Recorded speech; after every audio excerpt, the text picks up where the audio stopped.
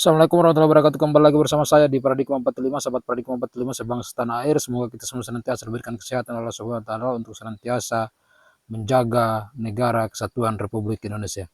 Baik sahabat Paradigma 45, pada kesempatan ini saya akan menampilkan sebuah video yang cukup menarik untuk kita simak bersama-sama, yaitu sebuah wawancara di Pada Suka TV yang dilakukan oleh Gus Salam dan admin dari Pada Suka TV yang kemudian membahas terkait dengan rencana MLB atau musyawarah luar biasa PBNU yang muncul wacananya di tengah-tengah publik saat ini di akar rumput di kalangan Nahdien.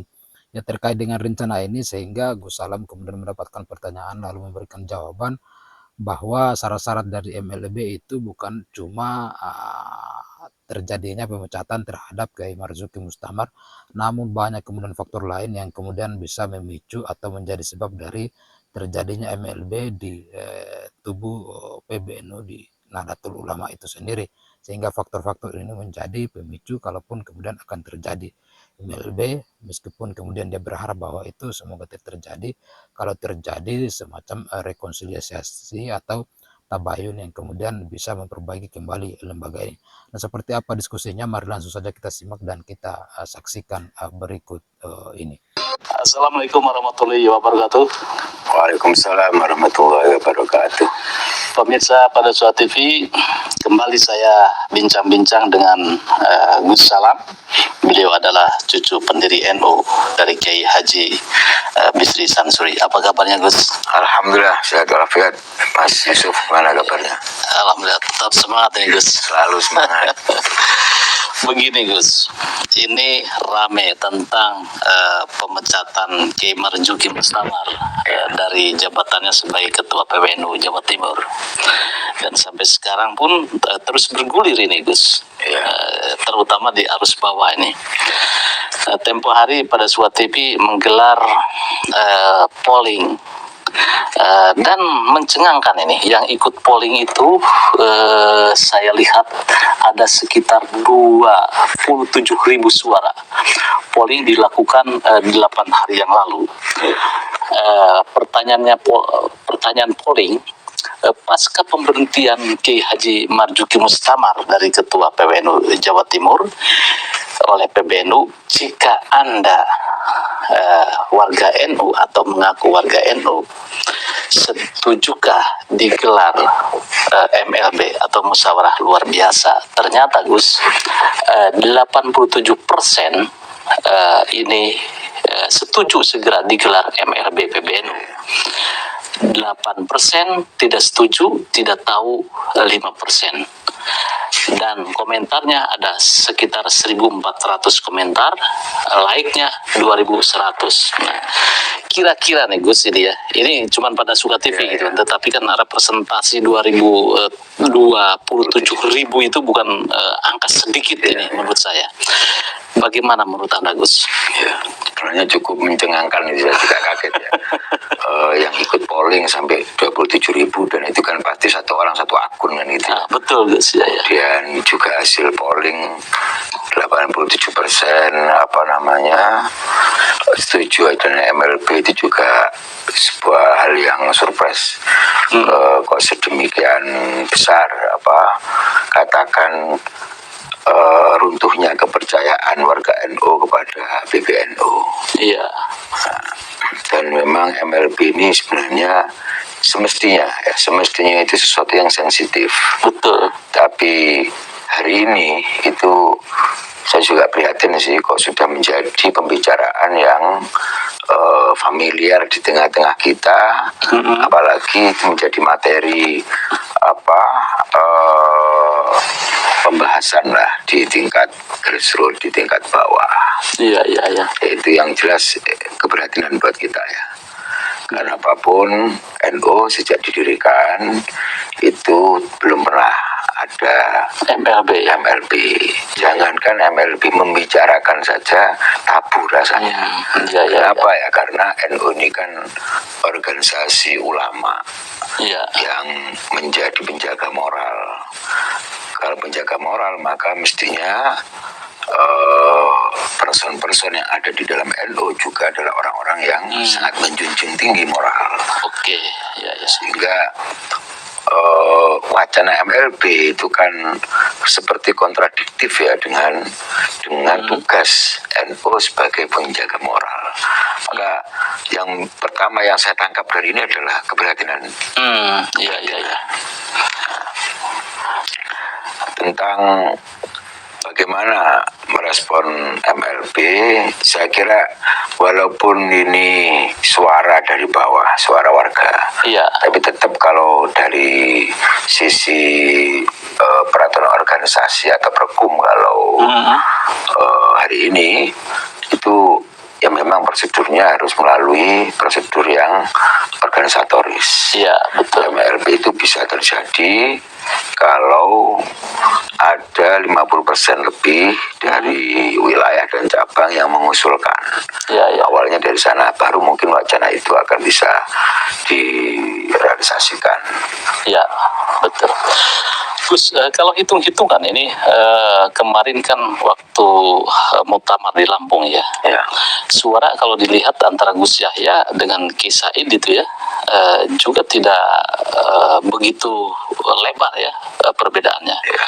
Artinya ada irisan kelompok-kelompok yang tidak memberikan suara terhadap Gus Yahya. Ya. Nah, mungkin kelompok-kelompok ini bisa menjadi sebuah kekuatan baru mendorong MLB atau bagaimana ini, Gus? Ya, terbuka memang bahwa kelompok-kelompok ini bisa menjadi lokomotif lah untuk MLB. Tapi menurut saya begini, yang paling penting itu adalah bagaimana teman-teman yang ada di cabang maupun wilayah ini merasa nyaman atau tidak terhadap cara pengelolaan organisasi atau kepemimpinan PBNU hari ini. Ya, Itu sebenarnya yang menjadi kunci. Ya. Dan mungkin juga rasa kenyamanan dan kepuasan itu bisa juga nanti akan didorong dari bawah. Ketika mungkin warga merasa ada sesuatu yang tidak biasa mereka rasakan di dalam pengelolaan PBNU, mungkin mereka juga akan menyampaikan itu kepada pengurus-pengurus di bawah, cabang, wilayah. Nah, kalau dorongan semakin besar, ya mungkin cabang akan mulai berpikir tentang itu, karena memang sesungguhnya NU ini kan didirikan untuk berkhidmah atau mengabdi kepada umat. Maka suara umat itu adalah sesuatu yang sangat penting bagi organisasi ini, baik di tingkat cabang maupun wilayah maupun di pusat, untuk direspon.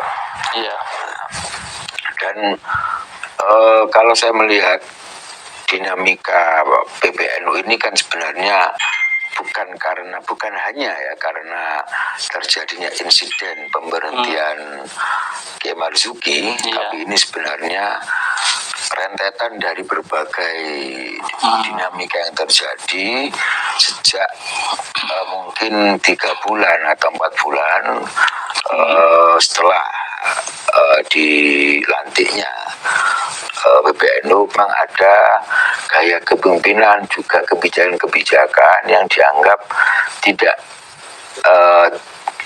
biasa atau menyalahi fatsun-fatsun organisasi yang selama ini terjadi. Seperti begitu mudahnya PBNU mengeluarkan SP ke beberapa wilayah maupun cabang. Kemudian bagaimana intervensi PBNU terhadap proses-proses konferensi, baik itu di tingkat cabang maupun di tingkat wilayah. Kemudian juga termasuk bagaimana kebijakan-kebijakan yang sangat kontradiktif dengan upaya-upaya cabang maupun wilayah di dalam meraih kepercayaan umat atau masyarakat.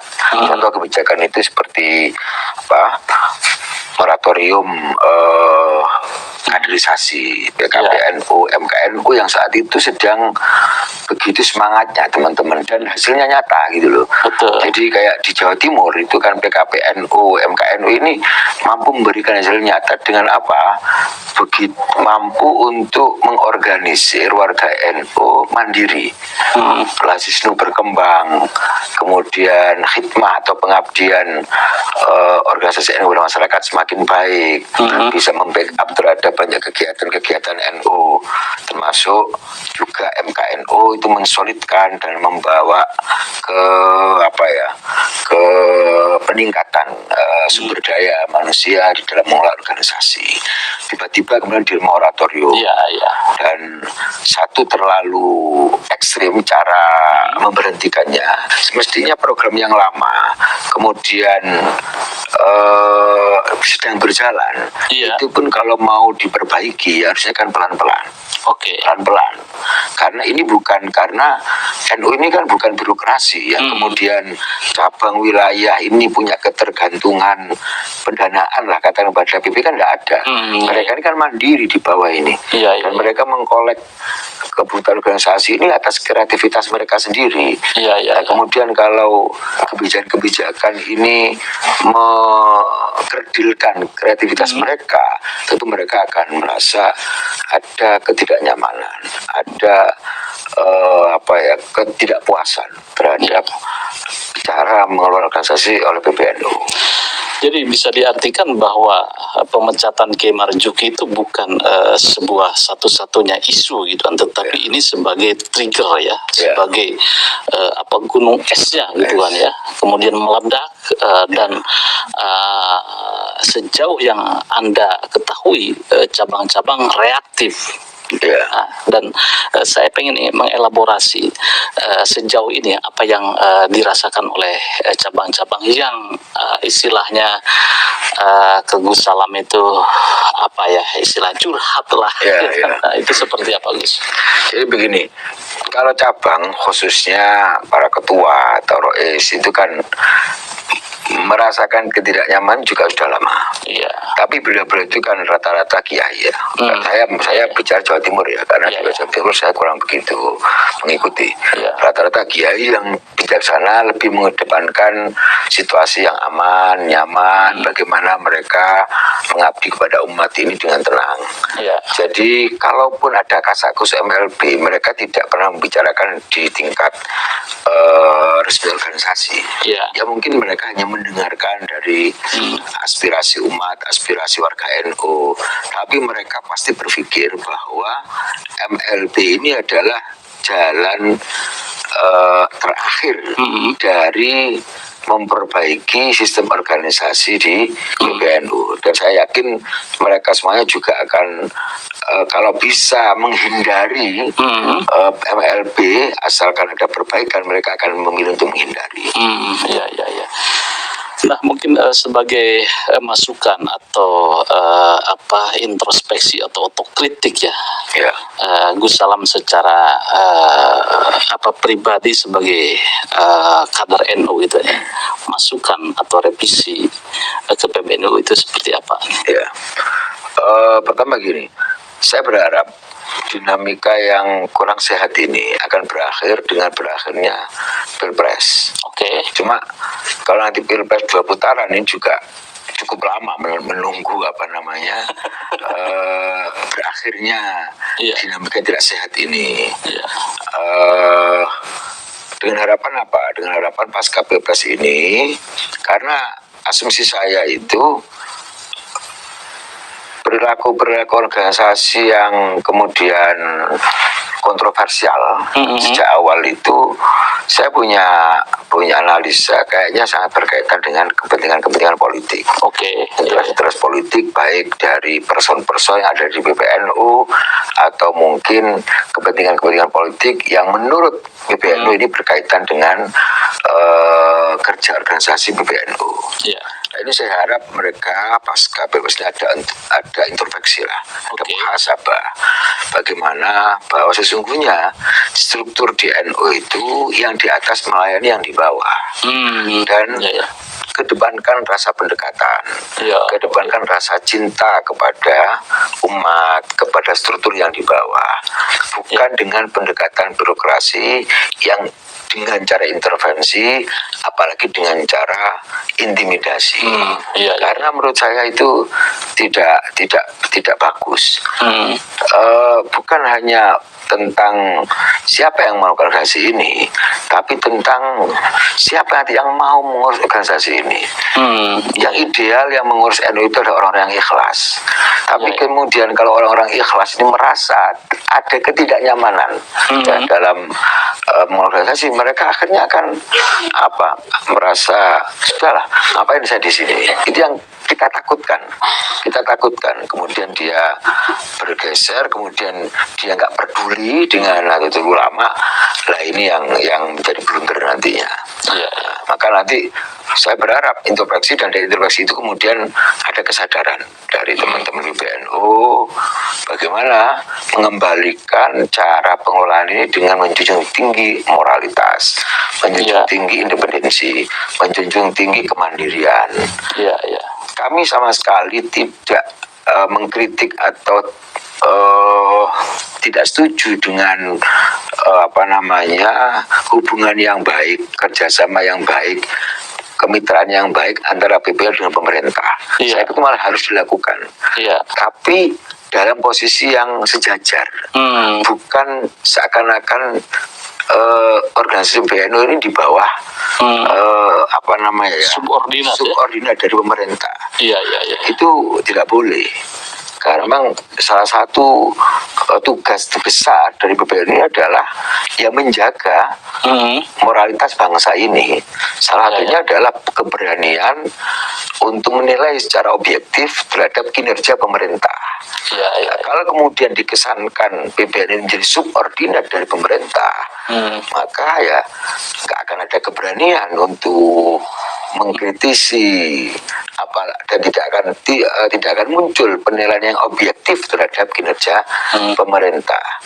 Dan itu kan terbukti kemarin itu yang paling krusial adalah ketika terjadinya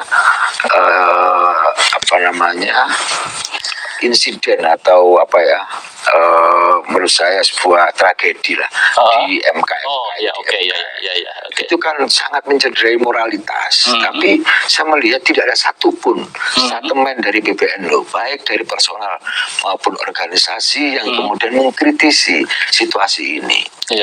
Padahal kita tahu, apalagi pada zaman Gus Dur ya, beliau selalu menempatkan diri sebagai pengkritik yang produktif terhadap pemerintah, walaupun kemudian beliau harus menerima segala konsekuensinya.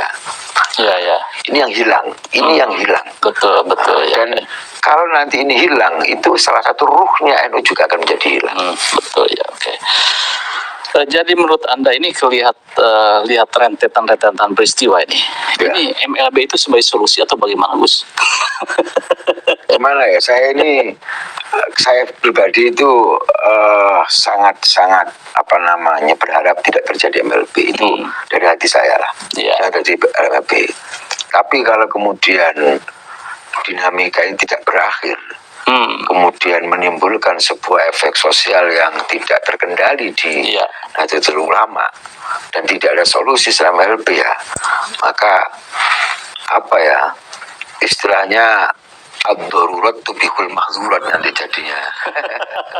Sesuatu yang kondisi darurat itu ya kemudian memperbolehkan hal yang tabu sebenarnya dilakukan. Tapi saya masih berharap ada perubahan. Nanti itu harapan saya pasca Pilpres ini, mungkin karena seretan nuansa politik ke PB ini tidak terbendung, akhirnya terjadilah dinamika seperti ini. Harapan saya pasca Pilpres ada muhasabah, ada perbedaan gaya di dalam pengelolaan, sehingga kemudian situasinya menjadi normal kembali, kenyamanan terwujud kembali, kemudian semangat dari teman-teman di tingkat P maupun PC menjadi tumbuh kembali.